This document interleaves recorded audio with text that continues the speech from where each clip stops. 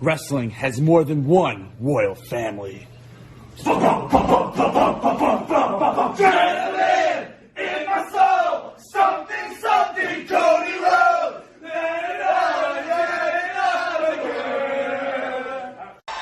Oh, one more thing. Man, I do love JR's barbecue sauce, don't y'all? JR's barbecue sauce? So does Michael. Listen to him tell you how much he loves JR's barbecue sauce. It's slobber knocker good. Who all you want, you dumb, worthless, fat pieces of shit? We're not even on TV yet. Boo all you want, I don't give a fuck. So, I would like to thank God Almighty for giving everybody so much and me so little. I hate you, I don't even know you, and I hate your guts. I hope all the bad things in life happen to you and nobody else but you. I'm afraid I've got some bad news. I knew it, I love when he does that. Well, once you hit rock bottom, the only way to go is up. So good luck, okay? Good luck. You say rock bottom, but like, it just seems like things keep getting worse. What is rock bottom? Who decides what's the bottom of all this? I mean, seriously, you go, okay, today is Friday, and I woke up in Cleveland, and I'm going, how much worse can it get? Don't count me down, you piece of shit. Shut your mouth. Look at me, Tony. Look at me. I want you to fire me. You fucking mark. Fire me. Fire me. How you think they gonna feel when they introduce your boys? That's the new WWE Undisputed Tag Team Champions. I don't know, Ooze. They might be cheering. Yeah. They might be booing. Yeah. Little kids might be crying. Oh, yeah. We got grown men out there crying. Yeah. But they still might be hating on the Uso. Hating on us. Why? Because we went out there and did what we said we was going to do. Yeah. Buffalo, all your babbling is interfering with my machine. So for the next few minutes, please just do me a favor and kindly shoot. Chelsea says, Matt, can you come to bed?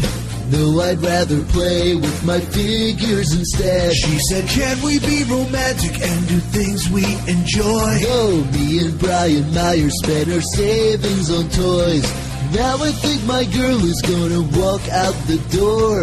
I'm only 37, but I look like 54. And Matt Cardona, you could be the man, but there's just one problem you should understand. You're the king of the indies, and now you're rich, but to me, you will always be Edge's bitch.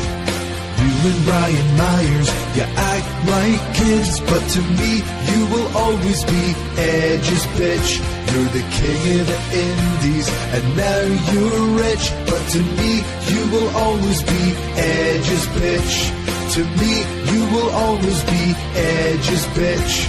To me, you will always be Edge's bitch. How's it going, ladies and gentlemen? Welcome to episode 353 of the Hoots podcast on this Thursday, March 23rd, 2023. It's yours truly, the nefarious brother Adam, aka Joshie Lopez, talking to you from my good brother's studio in lovely Chicago, Illinois. Hope you're having a wonderful week so far.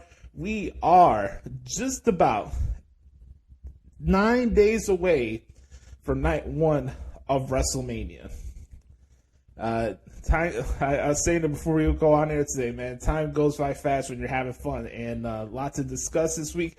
I made a promise last week that on this week's episode, I was going to map out the entire order of the WrestleMania card for you guys, and we're going to be doing that in this week in WWE. I'm going to be doing that. It's a fun exercise we do every year. I'm not really all into like booking or fantasy booking stuff, but I wanted to give it a shot today and see how I would do it if I put the match order on my own accord. So we're going to be doing that today. No thoughts of Jericho, but don't fret. Dr. Royalty himself, Mr. Canoe of all douches. I'm kidding.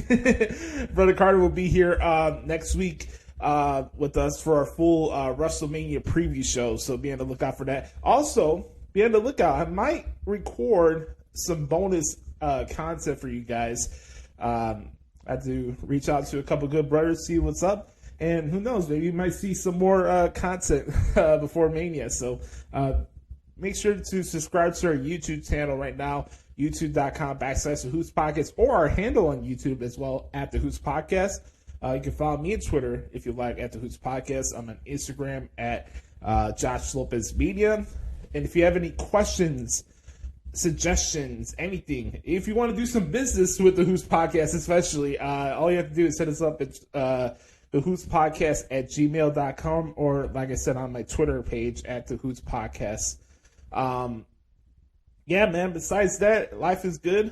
I got to do my taxes tomorrow, but besides that, I'm in pretty good spirits. Still dealing with my stuff, but I'm in a good mood. I really got nothing much to complain about. I'm happy, feeling good, looking good. What? What? We're coming out the heels of 316 day, and I can't get the watts out of my head now. Really quick, you can check out the podcast free of charge every single Thursday anywhere you get your podcasts from: Spotify, Google Play, Apple Podcasts, etc., etc. Can I tell you something? Just between me and you guys, especially for sports fans who watch this or listen to the pod, it's going to be so beautiful not having to listen to Green Bay Packer propaganda this fall when they're absolutely, completely full of dog shit. That team is going to be brutal. Jojo Dutch, as some might say. It's been a long time coming. The Packers are going to be complete dog trash. Let's just call it what it is.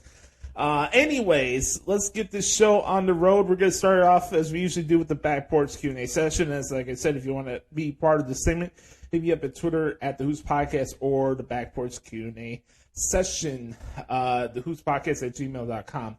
As per tradition, we start off with the good brother Chris Zaletta at XTeenZaletta24X on Twitter. Throw out the X, everybody. He says, what up, Oos? Here's some questions for the Q&A this week.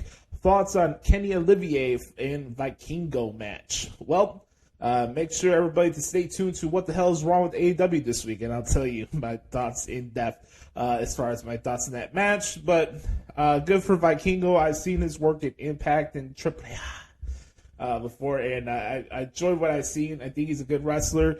Doesn't change the fact that just because you're on AEW doesn't mean that AEW is not going to fuck up presentation and stuff like that. But that's neither here nor there. I'll save my thoughts for that match later on in our main event segment. Next one. Alicia Atu is a free agent. Back up the Brinks truck. Yes, I agree. So I got to check out the interview that she did with Sean Ross Sapp on Fightful yesterday. This is more recent news. I think on Tuesday she announced that she got granted her release from MLW, and it's unfortunate. A lot of unfortunate circumstances regarding her and how things went out, but it's good to hear that there was an amicable split and that, things came out of nowhere and out of her control. You know, she was in this television, couple thing with Richard Holiday. By the way, glad to hear Richard Holiday's in better spirits and doing well with his cancer recovery and stuff like that, so I'm glad to hear that. So that was a big thing that happened to her last year. Long break from television. They had her do some separate side projects on their other digital platforms, but she wasn't really featured on the Fusion shows or now this MLW Underground show. And I guess it was just that time to move on for both of them. And the girl is so fucking talented in more ways than one. Like she could do anything she wants. She's that talented. She can be an interviewer for entertainment, for music, for wrestling. She's so good at what she does and so talented. And, it's good when you have content creators, just general broadcasters in general that love what they do and they're in it for the right reasons. And you can tell there's nothing phony about them. Like, you see Alicia Tu's content where she's in AEW, Impact, or MLW. She's just pure, and that's a rare trait to have. Whether it's professionally or personally. She's just pure. And I think that comes off the screen. You can see her passion when she talks about music and the stuff that she does on Twitch with the Not Fest stuff. She's a remarkable talent. Sky's the limit for her. You mentioned Brinks Trunk. Yes, I agree. That girl is worth gazillions of dollars, and she's going to be successful in whatever she wants to do because that's how she is. And I'm excited for her future, and it's going to be a big loss for MLW for sure. Next question. Anything you are going back and rewatching before Mania? Good question there, Chris. I am trying to decide which old WrestleMania I want to go back and watch this week. Do I want to watch WrestleMania 25? Do I want to watch... do I want to go back and watch WrestleMania 31, which is the first one I got to cover as part of the media, and the last Mania that was in California? That's a good question. I have no idea. Do I want to pick out like certain matches? Maybe. I feel like every year everybody's like, "Oh, you have to rewatch WrestleMania 17." You can watch WrestleMania 17 anytime you want. I get how great that show was, but like just because it's Macy, it doesn't mean I only have to watch WrestleMania 17. Like, what about WrestleMania 19 in Seattle? I thought WrestleMania 19 had the better card than WrestleMania 17. Ooh, there's a hot take there, right? Yeah, so it's up to the air. There's a lot of stuff to watch. Who knows? Maybe I might pick up and watch WrestleMania 21 from LA when they added the Staples Center. By the way, for those who know, fun fact, the last WrestleMania that was not in a stadium was at the Rosemont Horizon for WrestleMania 22. Don't forget that. Okay, let's go to the next question. Thoughts on David Montgomery joining the brand new Lions? I'm bummed out that he's still in the division, but I'm happy for him. He got the money he wanted, and I think he's going to do some good stuff with the brand new Lions. And, you know, Montgomery would be a good safety blanket because we all know that DeAndre Swift is injury prone, so I thought that was a nice pickup for the Lions. Thoughts on Kylan King joining Impact? I thought that was a very good signing. Kylan's very good. She's one of the very few talents that stood out to me over the years as I was covering AEW Dark and Elevation. She's done a lot of great work, especially in NWA, and she's just good. It's hard to say it. I don't want to like be overly direct or whatever, but she's just good at what she does. I like her work in the ring. She cuts decent promos. She's good at her job. Sonata leaving LIJ.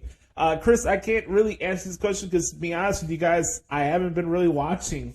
You know, with my whole situation with getting furloughed and stuff, I just really haven't had the time or the want, unfortunately, to watch what's been going on with New Japan. I mean, I've been seeing it from far above. Like, I can see the stuff in the clips that have been posted on Twitter, but with this whole situation, I just haven't really had the time or the want to see what's been going on with New Japan. So if he's leaving LIJ and doing his own thing, sure. If he's joining this weird group with Taichi, what are they called? Just Five Guys? Then fine. That's cool too.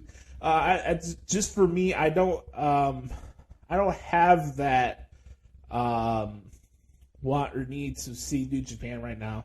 And it's unfortunate because I love New Japan. Thoughts on Ospreay being pulled from the multiverse and Tanahashi replacing him against Speedball? Well, if you're going to replace Ospreay with Tanahashi, I mean, you can't go wrong there. I mean, Mike Bailey can wrestle a broom, so him and Tanahashi will be a barn burner regardless. I think that's going to be an awesome match. So Tanahashi replacing with Ospreay is cool. I know people want the, fast-paced, kind of similar to what we saw last night with Olivier and Vikingo. That's the only thing people in today's wrestling want these days, I guess. But not for me. It's a clash of styles. And you're going to notice with Speedball and Tanahashi, slow down and less is more. So no problem there. Last question here for Chris. He says, is it crazy that we forget that Riddle and Orton was supposed to be on this card. How good would it have been if things didn't go the way they went for both of them? I'm sure it'd be fantastic. Not only you have one, think about it. You have two separate grudge feuds that have nothing to do with titles going into Mania this year already. You got Finn Balor and Edge going into the Hell in the Cell. You got Seth Rollins and Logan Paul. And you could add a third one with Randy Orton and Matt Riddle. Now, whether who turns on who, I don't know. You could have went either way. Am I bummed out that Randy Orton will not be at WrestleMania? Absolutely. I think him and Riddle could have had a crazy match, but, that's part of the industry, man. This stuff happens when you least expect it, and I think it would have been fantastic, but think about it. Not only you have a ultra-hot world title main event, but you also have 3 different hot grudge feuds that could have spanned through both shows. You don't see that a lot. I mean, you got a grudge tag team title match. You got the main event. And this card for WrestleMania is good. I heard somebody the other day was like, oh, besides the Bloodline, nothing's really hot when it comes to WrestleMania. I'm like, what? Do you listen to the crowd? Do you hear? No, not only 2 grudge feuds. We got Rey and Dominic Mysterio. That's 3. So look about it. You have Finn and Edge.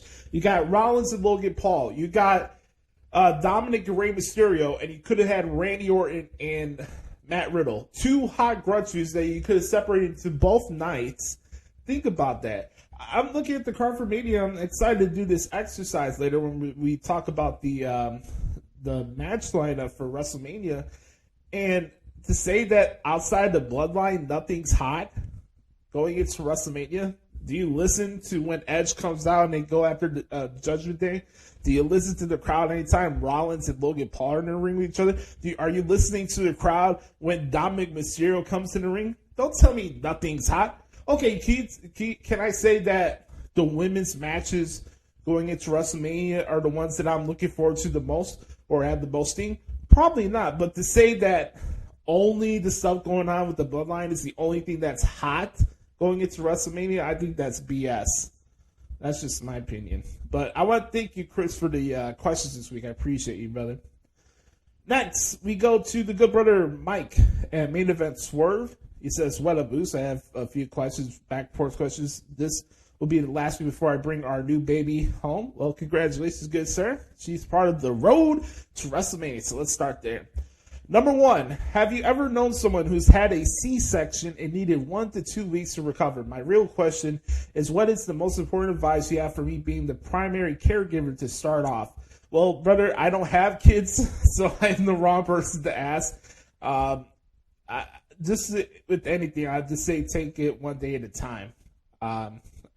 It's gonna be. I'm pretty sure it's gonna be overwhelming. I can't speak for experience with having kids because I don't have any kids. I'd just say take it one day at a time. That'd be my best advice for you. Number 2, I'm torn because I'm excited about the baby, but have to miss a week of work. Have you ever had to miss work for a longer period of time than usual? That's a good question.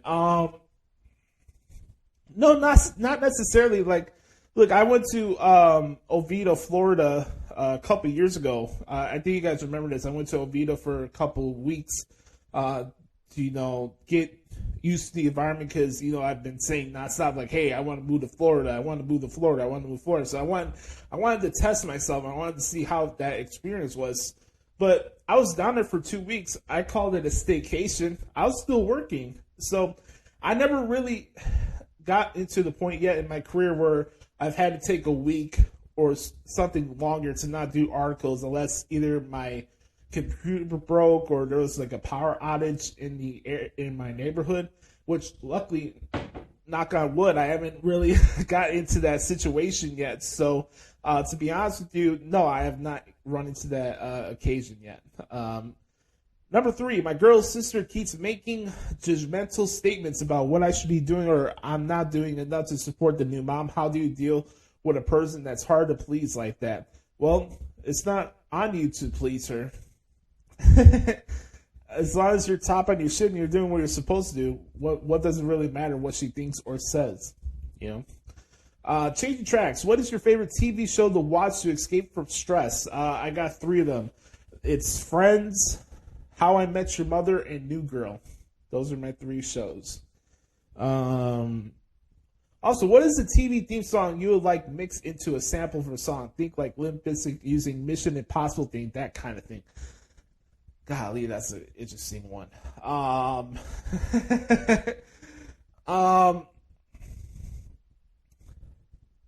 Damn.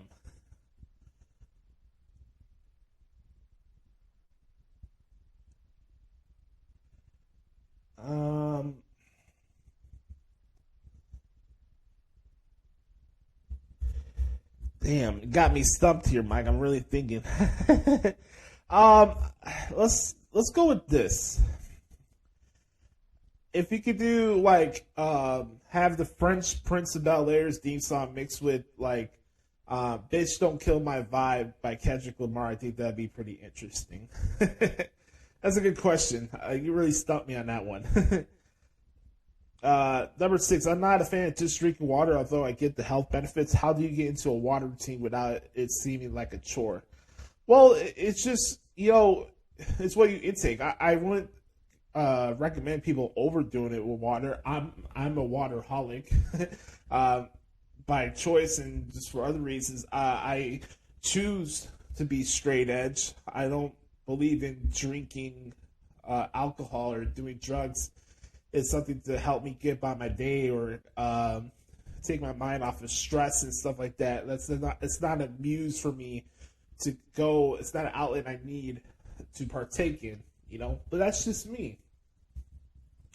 But when it comes to water, I wouldn't look at it as a chore. I mean, it's something you should start your day off with. If you have for those who don't know, I get occasionally I buy these like containers of like vitamin D gummy bears, and I start my day off with that. I have 2 of them.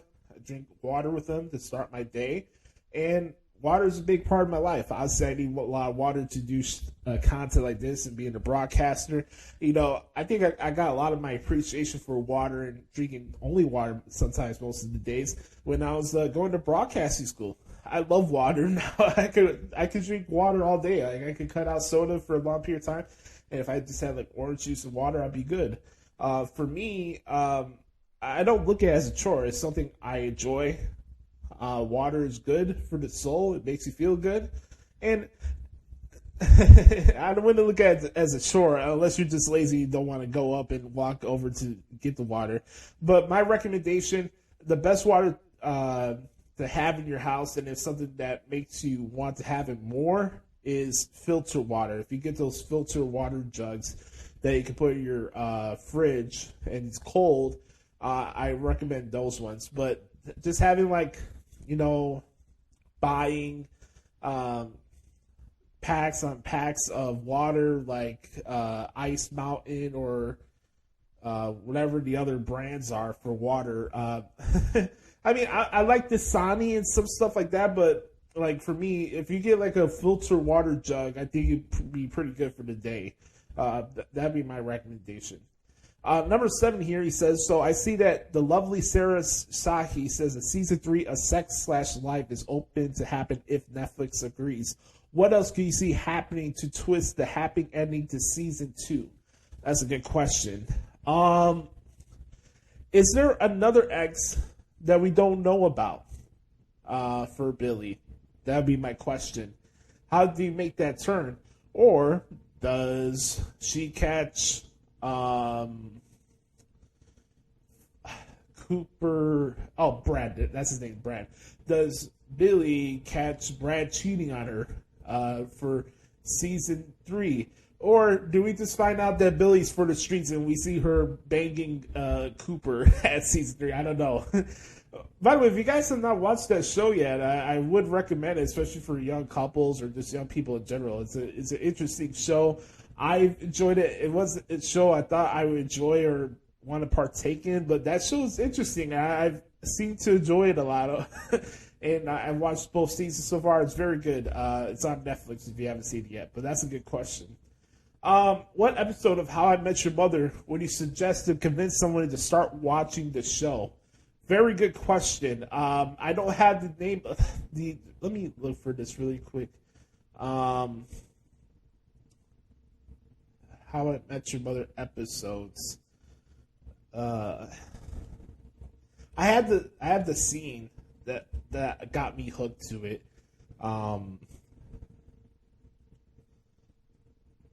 There's a couple of them from season 1 that really stood out to me. Okay? The 2 episodes I really think that get people convinced to like really give the show a shot, and it has very key context to the story of what the show was, is 3 of them from episode 1, okay? It's The Purple Giraffe, which is episode 2. Obviously, the pilot is a classic for its own reasons. You can get a lot of tie-ins and stuff like that here and there. The second one is Nothing Good Happens After 2 a.m. And then the third one is the season finale. Those are the ones that stood out the most to me. Especially that Purple Giraffe episode where Robin and Ted were on the roof with each other. I knew the gist of what the story was and why she was his soulmate when they had that roof scene for episode 2. Very, very powerful show. I love How I Met Your Mother. I know a lot of people rag on it for how the whole finale went on. I agree. A lot of that last season should not have been just on what was going on with Barney and Robin. And if you wanted to emphasize the fact that she was going to go back with Ted, should have showed the scene like they have with that deleted scene where where Ted runs into Robin. They're in their 40s. They still have that pact with each other. That was a deleted scene that I don't know why that never aired. But also, you guys should know that I did not watch How I Met Your Mother while it was airing live. This is one of those shows where I caught up thanks to like Amazon Prime and Netflix. Those were one of the shows I got to watch a couple years after the show went off air. So Purple Giraffe, especially come on the season finale, and Nothing Good Happens After 2 a.m. Those are the episodes. I say bingo right there. That's what you should be watching for How I Met Your Mother. Also, you guys should go check out How I Met Your Father on Hulu. It's pretty good. I don't have Hulu. I have other means to find these shows. But if you haven't seen How I Met Your Mother, no, my bad. If you haven't seen How I Met Your Father yet, go check it out. And we joke a lot about Waterfall in this show, but Mamma Mia, Hilary Duff is still a smoke show. Holy moly, man. Like, she really is like the definition of fine wine. All right, question 9 here from Mike. He says, can you see the brand new logo Texans winning 7 or possibly 9 games with their new coaching staff and free agent veteran pickups? There's a lot of new talent there. No, I'd probably say the max they can get this year is probably 5 or 6 wins. Next question. Also, who do you see the Bears eyeing or picking up for their first round pick?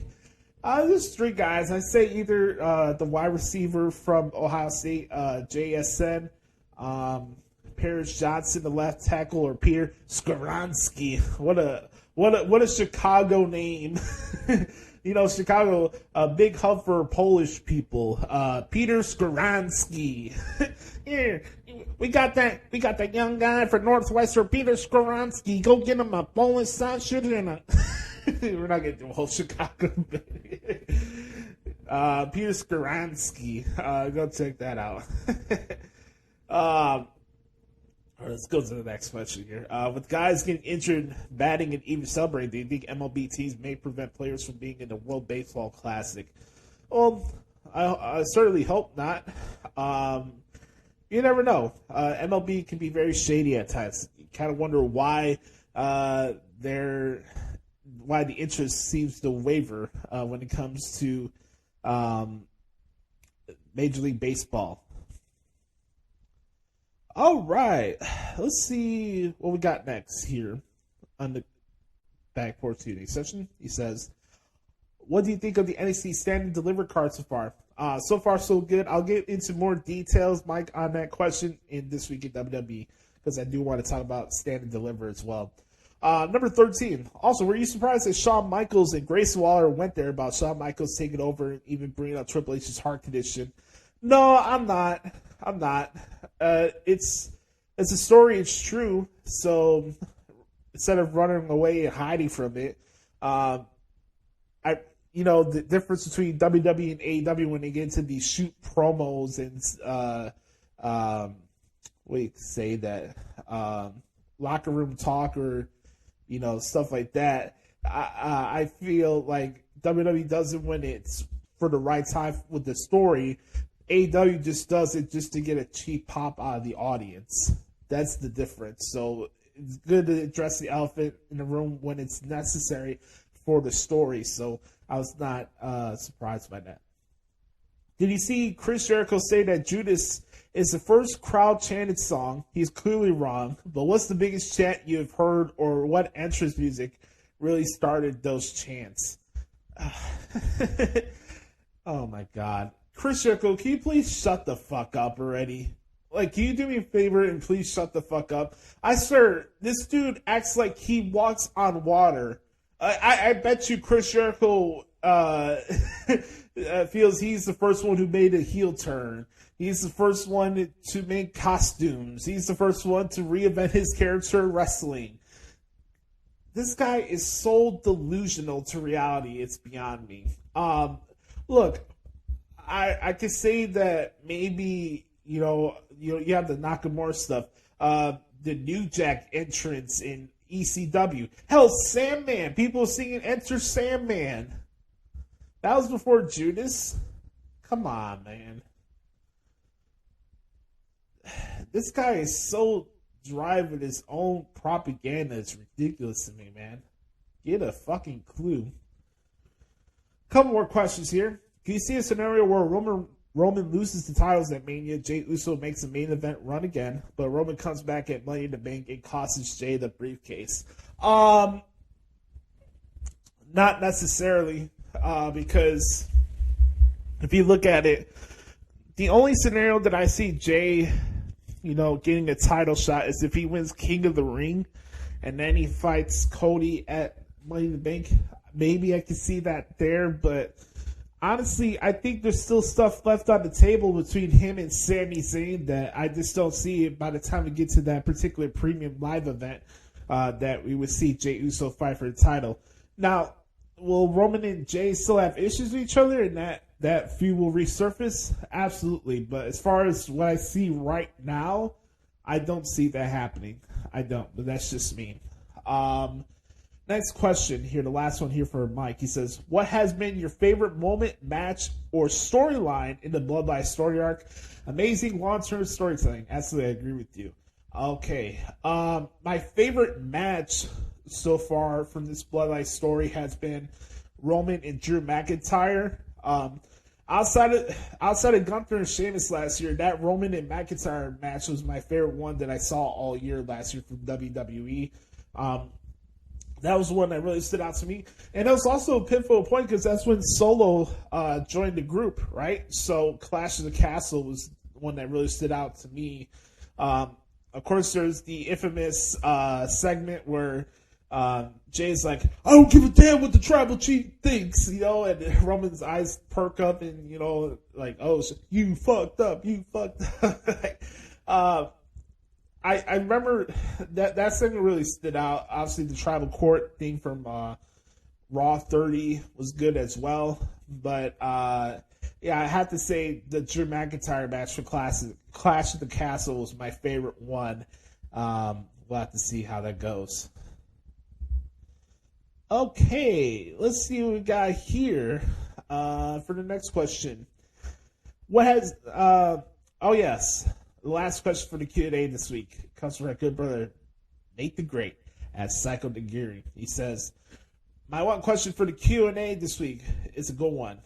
If the Blackhawks reach out to you and ask you to write articles about games, host a radio show during the game, a 45-minute post show, and pay you triple what you are making on wrestling articles, would you take the job, or are you committed and dedicated to wrestling? That's a great question. Very good question. I am not naive or stupid enough to pass on an opportunity to work for a professional sports team. yes, I take a lot of pride and I'm very proud of the stuff that I've been able to accomplish in the field of professional wrestling with my media coverage and stuff like that. But let's say ESPN 1000 hired me to be a board op and a producer for the Bears football games, because ESPN now is the official home of the Chicago Bears. ESPN 1000, WMVP Chicago, by the way, if you're into your old radio indicators, radio ID stuff. I know, if that opportunity came to me and they were giving me a chance to do what you're asking for the Blackhawks, White Sox, even Cubs, or whatever, of course I would take that opportunity. Look, wrestling's done a lot of great stuff for me. I think in a lot of ways I've been successful in spite of the wrestling media business, to be honest with you, because I'm really not the norm of the people that get put over and have success in this field. A lot of my success is in spite of what is the norm and the stuff in this echo chamber. It really is, if you really think about it. And that I've carved out a niche for myself, and that my articles do stand out in a field where there's a lot of copying and pasting and a lot of propaganda and gaslighting and disaggregation bullshit. I put a lot of time and effort into what I've been doing for the last 10 years in this field, and I'm very proud of that. Very, very proud of that. But to pass on the opportunity to work for a professional sports team, that'd be just a stupid thing for me to say no to, you know? You know, I can't bank on just doing wrestling articles my whole life and expecting, WWE's just going to pick me up, or a wrestling company's going to pick me up because I do result articles. That's just not how it works in this field. I'm not naive to that. Even in the last 10 years of me doing transcripts and stuff like that, I've still been on top of making sure that I apply myself. You know, maybe opportunities will come. Like a few weeks ago, I had that. No, not a few weeks. So a month ago, I had that interview with ESPN 1000. You know, I haven't got a response back, but I thought it was a good interview, and I gave my intentions clear. Like, I've done everything that I could do when it comes to the wrestling media or dirt sheets, or whatever you want to call it, in that field. I've done everything I could. Maybe besides doing like what Sean Ross Sapp does with post shows and videos and getting to fly out to WrestleMania and get coverage and stuff like that, or be in the press box. But besides that, like, I've done a lot of good stuff in this field, and I've done it on my own accord. And that, you want to talk about DIY and doing it yourself? I'm the definition of DIY in this wrestling media realm. I really am. But this, say the opportunity came where I got to cover the Hawks or the Bulls or any team here in Chicago, and the opportunity to come my way, I'd be stupid to say no to that. So that'd be my answer to that question. It's a good one. It really is. But I want to thank Chris, Mike, and Nate for the questions this week, as always. Let's take a swig of water here. Oh, yes. As always, if you want to participate in the Back Porch Q&A session, all you have to do is hit us up on Twitter at the Hoots Podcast or the Hoots Podcast at gmail.com. Make sure to stick around, because when we come back, it's time for This Week in WWE right here on the Hoots Podcast.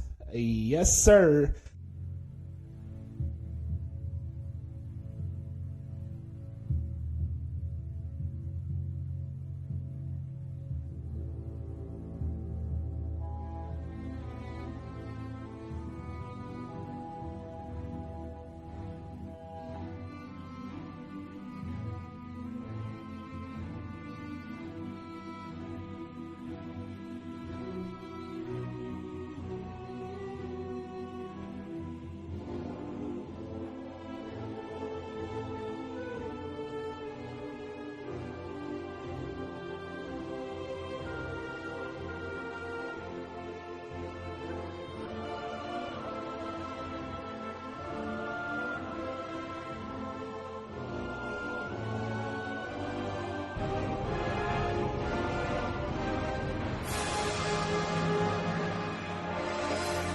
It's been a minute.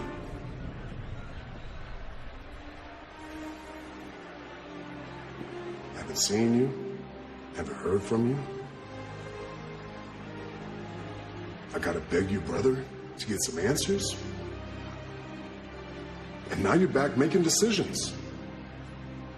In order to make decisions, you gotta be a part of the bloodline.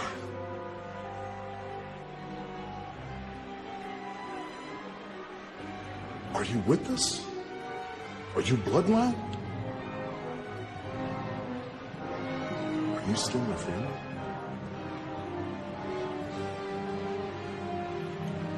I'm with you. I'm bloodline, Noose.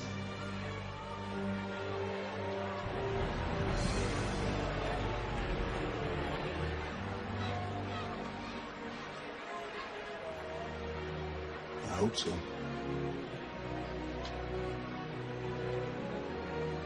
That's all I needed to hear.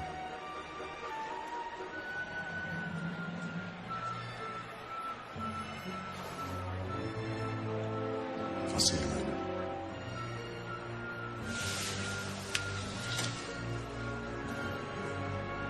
I love you.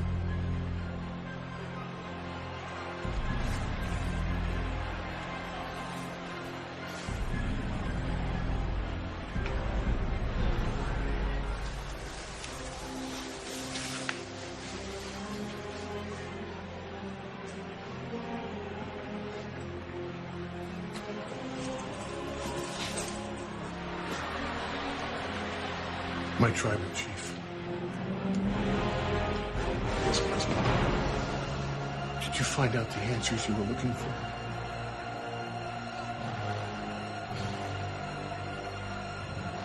Yes, President.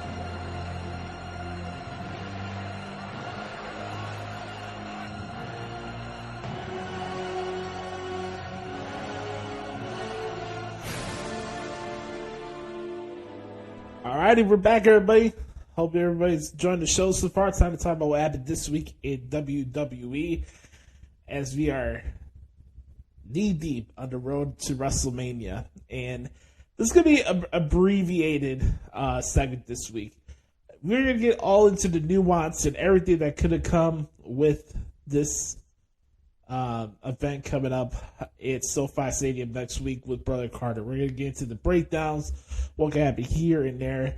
In this, I wanted to do something really cool and just do a quick rundown of the match order of how I would go about both nights of WrestleMania. We did this last year.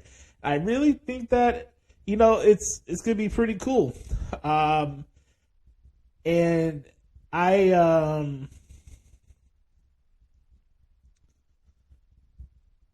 I'm excited to see how this goes. Maybe I get it wrong. Maybe I get it right. Who knows?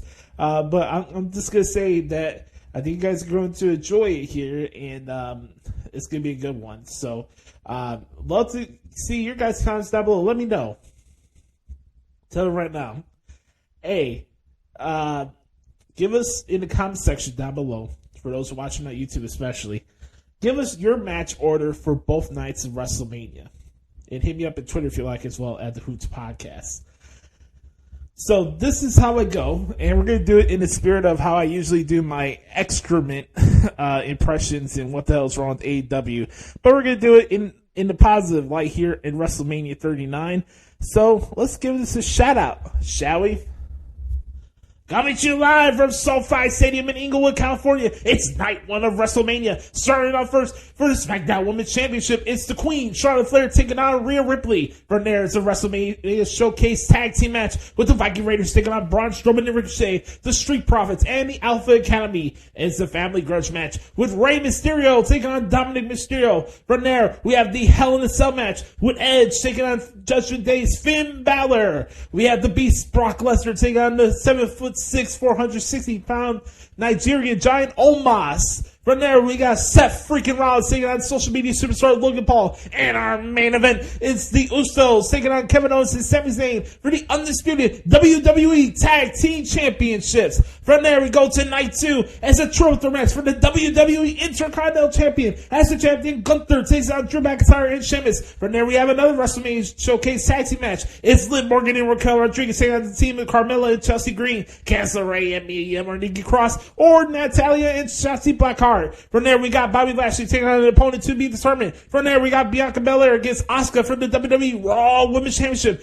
We'll see what's going to happen with LA Knight as he takes over LA for WrestleMania Goes Hollywood. We have a trios match. It's Becky Lynch and WWE Hall of Famers leading Trish Stratus taking on the team of Damage Control. From there, Austin Theory puts his WWE United States Championship on the line against John Cena. And our main event for the WWE Undisputed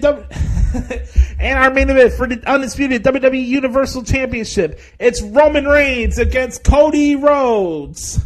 More matches to be announced on Twitter via Triple H. No, I'm just kidding, because Triple H actually knows what he's doing. More information to be out soon. Check out WrestleMania live on Peacock and go get your tickets right now for WWE at WWE.tx.com. I'm kidding. Oh, damn. All right. Little fun exercise there, right? Yeah, but that's the gist that I can say normally. So I have Charlotte start off with Rhea.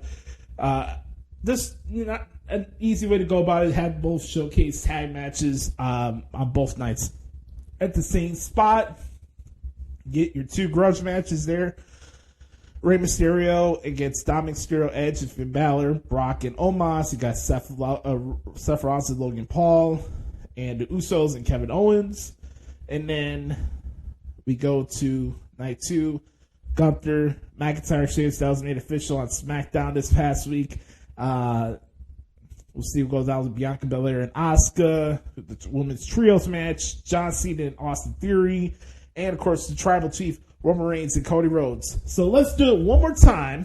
Let's do this impression one more time, and then we'll get into Stand and Deliver, all right?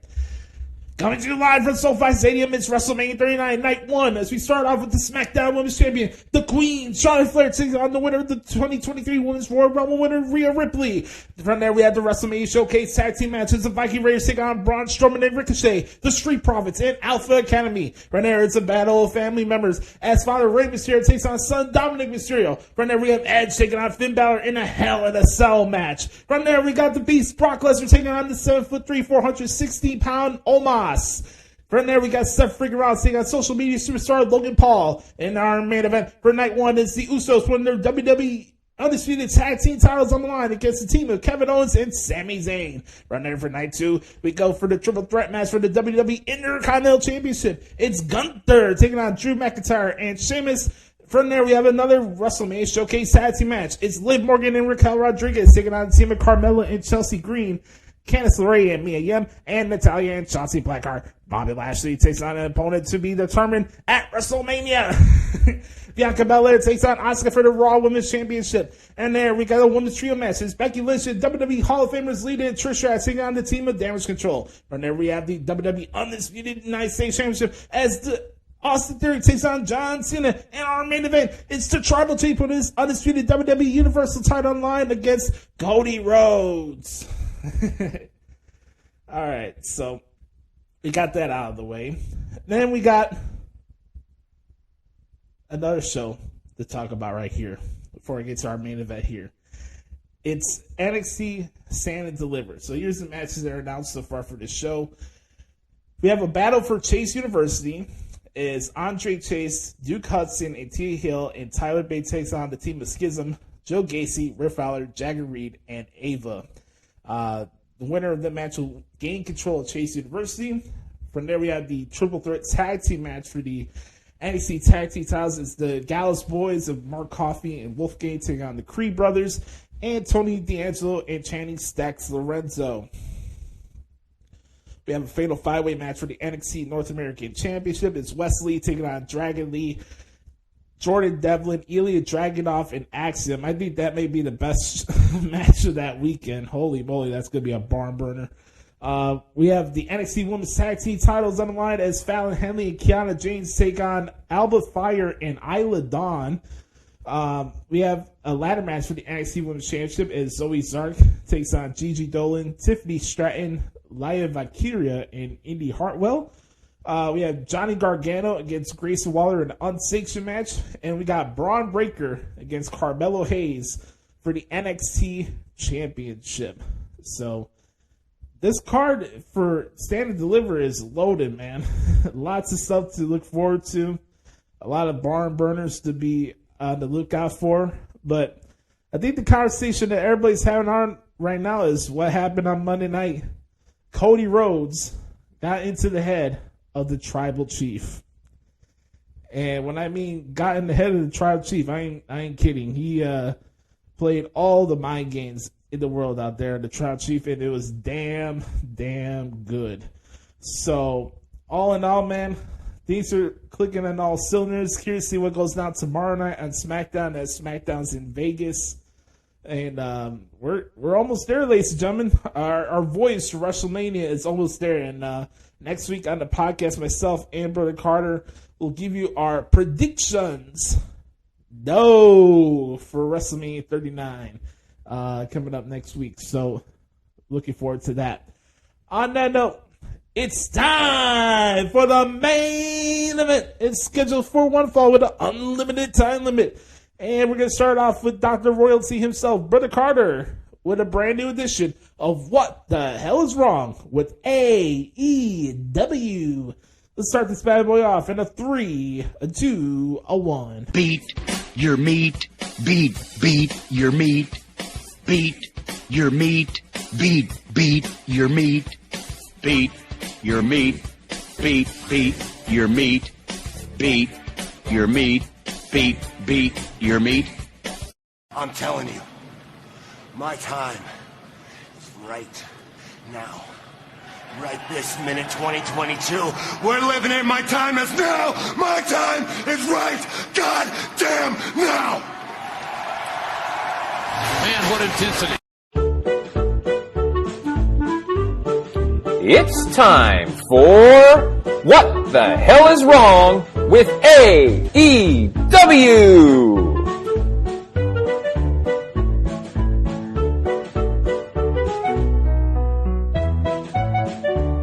What the hell is wrong with AEW? You know, every week I try to look for some silver lining in this company, but I just can't find it. This company has no idea what to do with its superstars, and the company that and the people that they think are superstars are not, and are just embarrassments to the business. So let's get into it. Let's start with talking about some of the things I did enjoy from Dynamite last night. I'm recording this on Thursday morning, by the way. I said, okay, decent presentation from FTR. If the Guns could be a little less annoying, like in their voices, I think they have some potential. So, and I hope that this challenge from FTR means that, because FTR said that they're leaving AEW if they don't win the titles. I hope that this means that their contracts are up and they're going back to a promotion that knows what to do with them. WWE. Okay, Stokely Hathaway trying to get out of his match with Hook was actually pretty funny, and his attempt at wrestling was a little bit entertaining. I will say that. Happy to see Adam Cole back, of course. It'd be great to see him in the ring next week. Good promo as always. I just hate that they're putting him with Daniel Garcia, who is about as useless as... he's on the Jericho Appreciation Society. So I don't understand why anybody in the JAS is allowed to speak at all. And, of course, Moxley gets another win. It was a decent match, I guess. I just don't care about either the Blackpool Combat Club or the Dark Order. So there you go. Okay, let's get into the crap, and oh my God, was there a lot of crap. Okay, once again, for like the 7th week in a row, we're starting with Orange Cassidy. And he's in the tag match with Darby Allin and Sting against Kip Sabian, the Butcher, and the Blade, who are completely useless and I haven't seen on TV in a long time. So Darby Allin goes from making a case to the world title last week to being in a meaningless trios match. And now Sting is wrestling again for some reason. And don't get me wrong, like, Sting credit, he looks good for I gotta give him credit, he looks good for a 64-year-old. But the booking makes no sense at all, I know we don't like to talk about booking on this podcast, but with AEW, you don't have a choice. They just get in their own way every single week. And I also wrote down when Darby Allin isn't doing stunt show stuff, he can actually wrestle. So a match with him and MJF might be cool. Fine match with Top Flight and the Guns. I like both teams. I just wish that Top Flight had any personality at all. Right now, they're just generic trampoline artists, which is what AEW is fixated on. Why the hell are Matt Taven and Mike Bennett attacking Top Flight? This makes no sense. If you told me in a lineup, pick out Matt Taven, I couldn't do it. You told me to pick out Mike Bennett, I couldn't do it. I have no idea who these people are. Just, again, with this booking, it makes no sense at all. Speaking of things that don't make any sense, Jade Cargill is just annoying to me now. I am so done with Jade Cargill. I don't want to say she sucks, but she sucks. Jade Cargill is not good. And this was somebody I was super high on for a long time. Got the look, got the personality, but she sucks. By the way, Taya Valkyrie has already been relegated to Rampage, so there you go. There's AEW's women's division for you. AEW has no idea what to do with Hook. His match with Stokely, although funny, was a complete waste of his talent. And they're rehashing this angle from Dynamite for 6 weeks ago. Why should I care? I'd completely forgotten about that. Again, AEW has no idea what to do with Hook, Jade Cargill, or any of their talent. The AEW women's division is pathetic. There's no direction at all, and Tony clearly does not care about them at all. We've said it for a while, and it continues to be true. AEW really stands for all except women. It's just pathetic. The Blackpool Combat Club sucks. They are so phony and fake. They just, nothing about them screams like sinister heel group. It just heel turn came out of nowhere. No sense at all. They're approaching Jericho Appreciation Society territory with how bad they are. And this is Cesaro. Cesaro's in that group, but he deserves it. To be fair, Cesaro deserves everything he's getting because he left WWE on his own accord. Okay, so now let's get to the main event here. You've got this quote-unquote dream match between Kenny Omega and El Hijo del Kingo, who I'd never heard of prior to tonight. The fact that you have to keep billing a match as a dream match means that they're just trying to convince themselves that that's what it is. And you're giving it, and so it's like a dream match, but you're saying, well, TV time remaining, so wrap up this dream match, the Trampoline Spot Fest, before we run out of TV time. So how much of a dream could it actually be? They did the stupid Kenny Omega fax entrance. Oh my God. This guy is so overrated. The most overrated professional wrestler of all time. No doubt about it. And I was bored with this main event, y'all. Seriously, this was nothing but spots, no storytelling at all. No question, and I say this all the time about AEW performers, they're great athletes. Kenny Omega is a very good athlete. The Young Bucks are a great athlete. It's clear that El Hijo del Kingo is a good athlete and can do some pretty cool spots. He's very athletic, no doubt about it. But that's it. It's great. We've seen this match over and over and over and over again in AEW. Nothing new. This is the main event, and I was so bored. Okay, and then we get to the final thing. So Nick Jackson was taken out, or Matt Jackson, or whatever of the Bucks of Youth was taken out. It doesn't matter. It really doesn't matter which one it was. They get taken, thrown in an ambulance. So then the Blackpool Combat Club comes back and attacks Kenny Omega. So that's apparently the feud we're getting now. The Cuckold Club versus the Non-Elite. So Don Callis threw himself to the ground to convince Kenny Omega, that Page hit him. But Omega can simply go back and watch the tape to prove that it wasn't true. Bravo, AEW. That's just genius booking right there. It makes no sense at all. Nothing about this television program makes sense. This was an awful edition of this program, and I just rue and can't wait for the day when this company goes out of business and all of us, Josh and I and everybody, can just point at all of the freaking stupid marks and go, I told you so. Seriously, what the hell is wrong with AEW? This has been What the Hell is Wrong with AEW.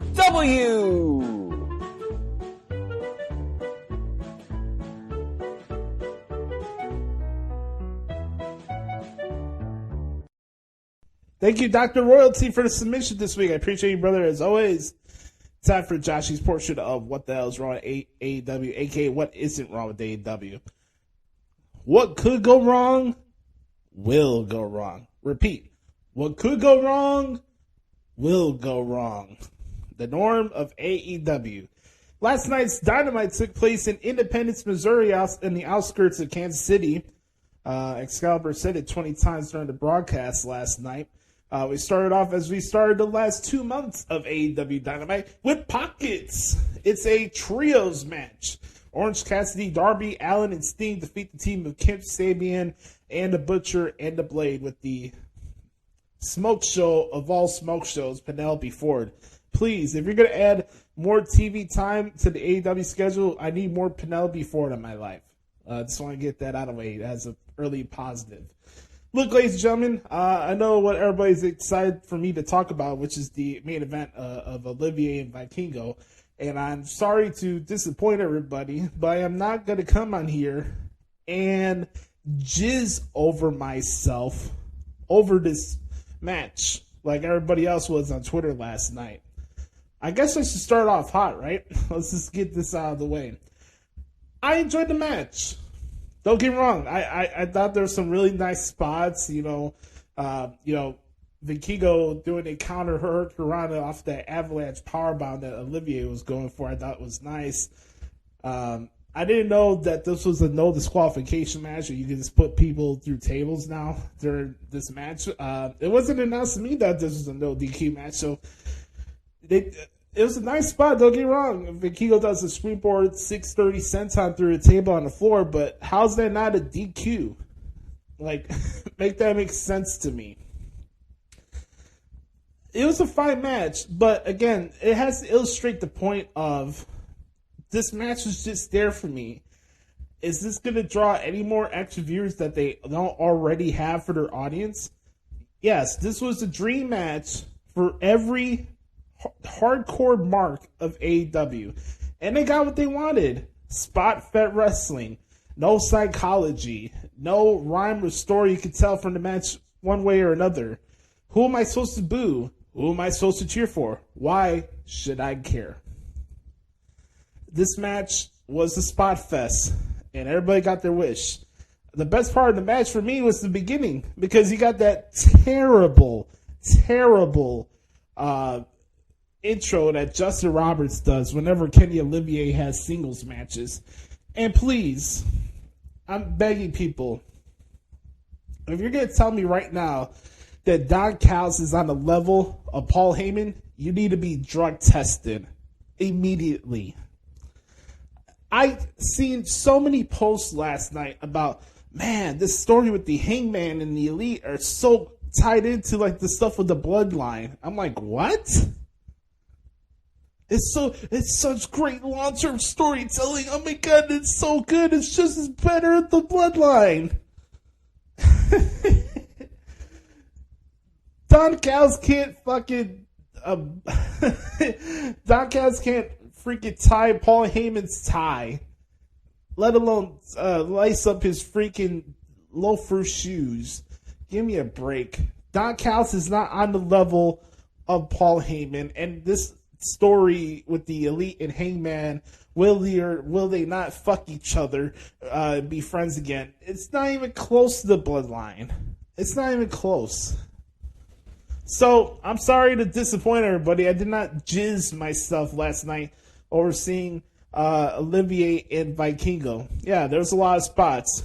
Get back to me after you watch Hiromu Takahashi and Will Ospreay match from New Japan. Then we can start talking.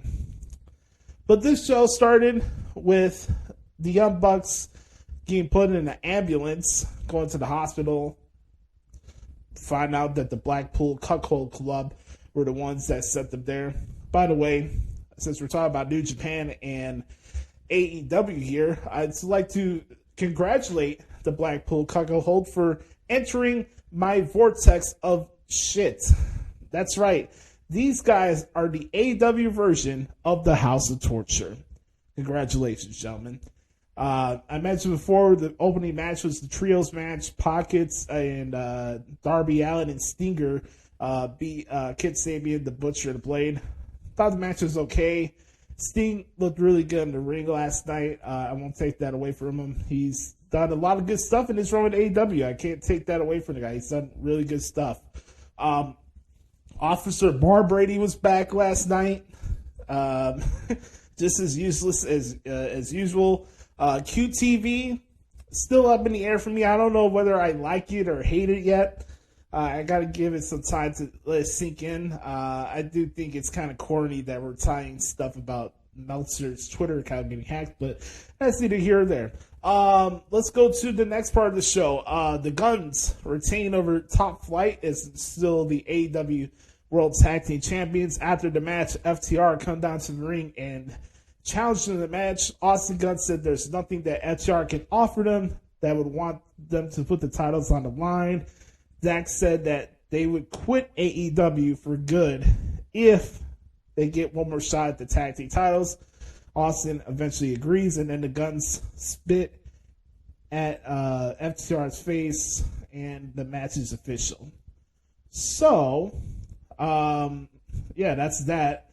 Curious to see when that match is going down. Hopefully sometime soon, so they can get FTR out of AEW as soon as possible.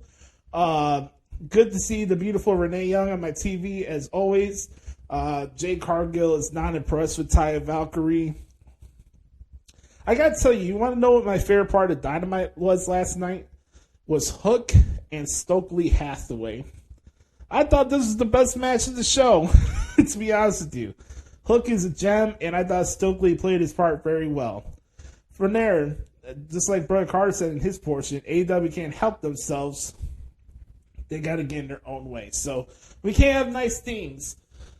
We have Adam Cole making his in-ring return on Dynamite next week before the debut of AEW All Access. And guess what? We got Daniel Garcia as his opponent. Yes, that's what we needed. We needed more mic time from Daniel Garcia. Holy shit. You look... Oh my God, I don't know what it is. Like, you get associated with Jericho and you become completely useless. Kind of like being a Chicago Cubs bench player. Oops, my bad. Hey, like, Daniel Garcia is brutal on the microphone. Keep all microphones away from Daniel Garcia. Sure, the match will be fine, but they can't help themselves. Him bragging for the fact that he's main evented more Dynamites and Rampage than anybody in the roster last year is not something to be proud of or bragging about. First off, nobody gives a shit about Rampage. And two, you're only in those positions because Tony Khan and Chris Jericho got a hard on for you. They probably jizz at your pictures, bro. Let's keep it 100. So that was what it was. John Moxley defeated Stu Grayson. Whatever. Much to the surprise of nobody. Starks is upset with Juice Robinson. Rock hard. Juice Robinson. Looks like having an open challenge for Rampage. Tony Storm defeated Sky Blue. Much to the surprise of absolutely nobody. The Outcasts get run away from Riho and Willow Nightingale. And I talked about the main event. There's a couple matches that are announced for Rampage. Powerhouse Hobbs will be putting his TNT title line against Pentagon. The Acclaim will be taking on the Kingdom. Like, I'm like so indifferent on AEW this week that I don't even feel like the need to do the excrement impression for AEW this week. Like, it's just there. I'm not intrigued. Like, there's nothing to buy into right now when it comes to AEW. It's just not for me, man. And, yeah, I don't know. Something's off, man.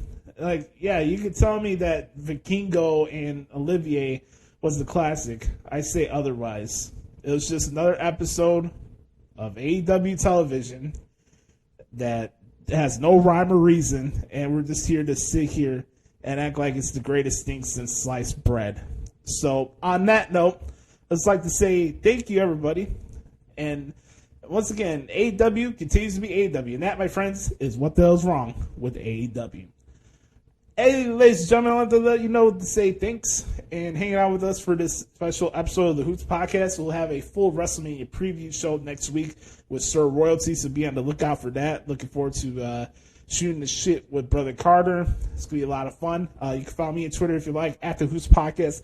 Also, hit us up at the Hoots Podcast at gmail.com. Make sure to subscribe to our channel. Make sure to follow us on Spotify, Apple Podcasts, Stitcher, iHeart Radio, If you want to do some business with us, hit us up at the Hoots Podcast at gmail.com. Make sure to support Brother Carter's work at DerekStoughton.com. And that's pretty much it, man. Remember, folks, be the authentic product that is yourself. And remember, nobody dictates the pace of your life but yourself and the man upstairs. I love you guys. This has been episode 353 of the Hoots Podcast. And we'll talk to you next week for our WrestleMania preview show. Yes, sir. Bye-bye, bitch.